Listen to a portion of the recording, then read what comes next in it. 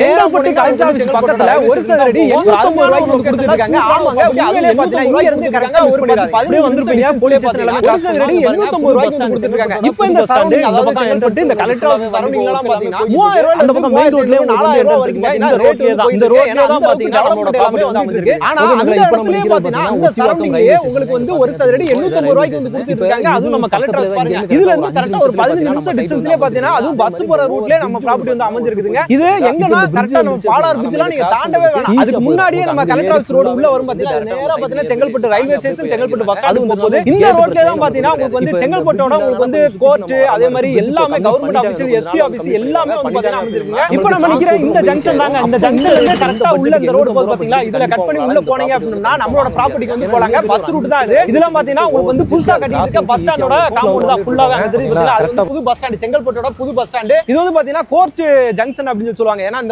நீதிமன்ற வளாகம் court complex போட்டுருங்களா? இது வந்து பஸ் ஸ்டாப் ஃபுல்லா எப்பவுமே பரபரப்பா இருக்கக்கூடிய ஒரு ஏரியா. இந்த ஏரியால தான் பாத்தீங்கன்னா நம்மளோட ப்ராப்பர்ட்டியுமே அமைஞ்சிருக்குங்க. நிறைய government officials sub collector office அது இதுன்னு ஏகப்பட்டது ஃபுல்லா இந்த சரௌண்டிங்ல தாங்க இருக்கு. செங்கல்பட்டு மெடிக்கல் காலேஜ் எல்லாமே நியர்பைலயே அமைஞ்சிருக்குங்க.